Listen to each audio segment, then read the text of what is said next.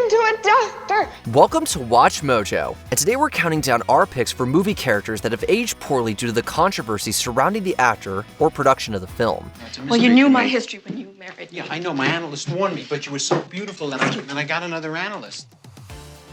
Number 10, Blade Trinity. You know, at some point, you might want to consider sitting down with somebody.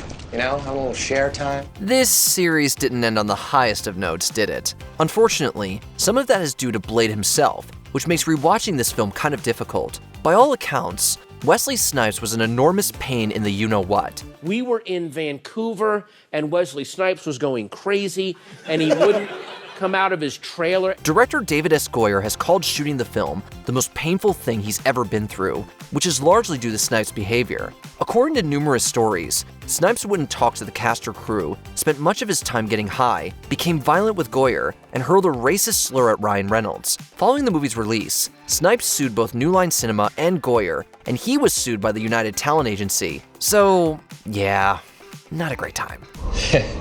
This is awkward.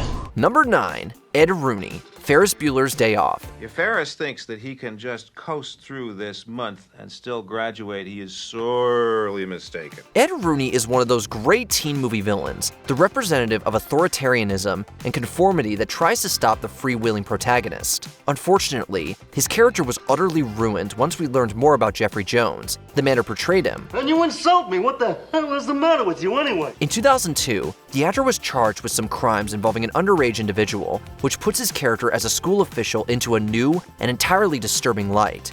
We can no longer watch his interactions with these young teens without thinking of Jones's real offenses, and it makes watching his scenes very difficult. As of 2021, Jones remains on the national list of registered offenders. Excuse me. Whoever's in the house is still in the house. I'd like you to know that I've just called the police. Number 8, Phil Connors, Groundhog Day. These people are great. Some of them been partying all night long. They sing songs till they get too cold, and then they go sit by the fire and they get warm, and then they come back and they sing some more. Yeah, they're Hicks, Rita. We don't think Bill Murray had to do much acting in Groundhog Day. You know how Phil is a huge dink in the first half of the movie? By all accounts, that's how Murray actually was on set. He often clashed with director Harold Ramis over the direction of the film, had an enormous temper, physically assaulted Ramis, and was known to unleash curse-filled rants. Don't mess with me, pork chop. It was enough to ruin Murray's long relationship with Ramis, and the two would remain estranged for decades. Murray's behavior has been attributed to multiple causes, including the constant cold weather and his ongoing divorce from Margaret Kelly, both of which put a permanent damper on his mood. That's for making me care about you. Number 7, Music Gamble, Music. People with disabilities for a very long time have not been represented on film or in TV. For many, Music is one of the most miscalculated and offensive movies of the 2020s. To start with, Music Gamble is a nonverbal autistic girl played by Maddie Ziegler, a dancer who is both A, verbal, and B, not autistic. Even if you think that's not a problem, her portrayal of Music certainly was. Arm, please. Arm. Thank you. The film has been widely criticized for its harmful depiction of autism and the specific scene in which Music is restrained. Some have hilariously compared it to the fictional Tug Speedman playing Simple Jack in Tropic Thunder, and even those who call the movie well-intentioned admit that Ziegler's performance was misjudged. I'd like to sing a song. Can you hear me? A magical song. Yeah, that's right. Music. Number 6, The Joker, Suicide Squad. What do you got? Got you a kitty. So thoughtful. The Joker is almost always a disturbing character, but this interpretation is made even more so thanks to the behavior of Jared Leto. Many people involved in the production report that Leto remained in character the whole time. We don't know about you, but spending your day with the Joker doesn't sound fun. Oh, I'm not gonna kill you. I'm just gonna hurt you. Really, really bad. But it gets worse. Leto reportedly sent a number of weird gifts to the cast and crew, including live rats and a dead pig, which one of his henchmen dropped on a table in the rehearsal room. Leto later defended his gifts and claimed that they were made in jest and exaggerated by the media. But tell that to Viola Davis, who called them horrific. It's funny to see people get so worked up, that think that something actually happened that maybe didn't even happen. Number 5, Wendy Torrance, The Shining. Oh, come on, hon. Don't be so grouchy. Stanley Kubrick was a notoriously difficult director, and his demands eventually got to Shelley Duvall on the set of The Shining. There have been many stories regarding Kubrick's treatment towards Duvall, some of which have been called exaggerated, but stories and video evidence corroborate that she had a tough time on set. You're distracting me, and it will then take me time to get back to where I was. Understand? Vivian Kubrick's documentary shows Duvall often arguing with Kubrick, laying on the floor in total exhaustion, and even losing her hair from the constant stress. Jack Nicholson has also verified the stories, claiming that Kubrick was a different director with Duvall. She later told esteemed critic Roger Ebert that making the movie and working with Kubrick was almost unbearable. From May until October, I was really in and out of ill health because the stress of the role was so great. Number 4, Ted Kramer. Kramer versus Kramer. He looked at me and he slapped me as hard as he could. Who? Dustin? Dustin. Dustin Hoffman may have won an Oscar for playing Ted Kramer, but watching his performance now is more difficult thanks to some worrying behind-the-scenes stories. According to Meryl Streep, working with Hoffman was an absolutely miserable experience, an experience filled with physical violence, verbal abuse, and even sexual assault. I'm sorry. No, don't make me go in there, please. Please don't make me go in there. Don't make me go in there.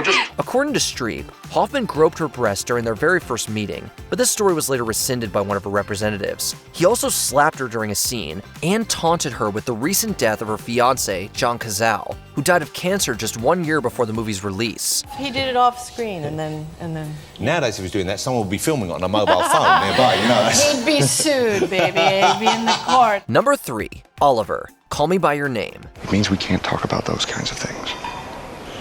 Okay? It's hard to separate art from the artist, and sometimes that makes watching beloved movies really hard. Such is the case with Call Me By Your Name, an acclaimed film starring Armie Hammer. Hammer was on the rise in 2017, and this movie raised his stock even higher, earning him a Golden Globe nomination for Best Supporting Actor. Call me by your name and I'll call you by mine. But that stock plummeted in 2021 when multiple women accused Hammer of abuse. One of the women entered a program for treating PTSD, and multiple have accused Hammer of violent assaults and harboring disturbing fantasies. Hammer has since quit acting, and while he has denied the criminal elements of the story, he has admitted that he was emotionally abusive towards his partners. So it was weird.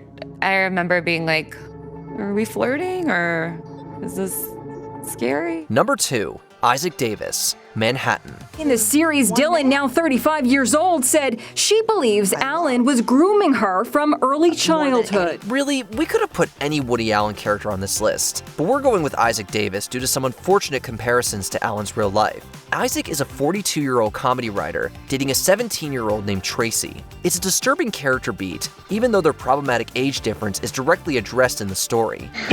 She's got homework. I'm dating a girl who does homework. While this wasn't much of a problem at the time, Isaac's character has since come into question thanks to the horrific allegations that have been made against Alan regarding Dylan Farrow, his and Mia Farrow's adopted daughter. There's also the fact that he married Soon-Yi Previn, another adopted daughter of Mia Farrow. Their relationship began in 1991 when Alan was 56 and Previn just 21. And now Alan confirms he is having an affair with Farrow's adopted daughter, who's 21 years old.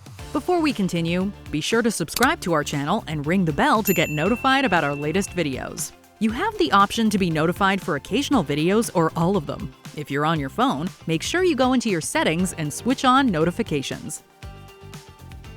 Number 1, Lester Burnham, American Beauty. I'm still a little weirded out, but I feel better. Just like Woody Allen, we could have put any Kevin Spacey role on this list. But again, we're going with Lester Burnham because of some tragic real-world analogs. Spacey won an Oscar for playing Lester, an unhappy middle-aged man who begins lusting after a friend of his teenage daughter. I was hoping you'd give me a bath. Very, very dirty. At the time, many people related to Lester and his midlife crisis, but now, many viewers find him creepy, as the parallels with Spacey's infamous assault allegations are just way too similar to be comfortable. This includes his lusting after an underage girl, which bears some similarities to the story Anthony Rapp has alleged. The actor says he felt compelled to share his story now after so many women came forward with accusations against Hollywood producer Harvey Weinstein. Do these stories ruin the character for you? Let us know in the comments below. We've met before, but something tells me you're going to remember me this time. Did you enjoy this video? Check out these other clips from WatchMojo, and be sure to subscribe and ring the bell to be notified about our latest videos.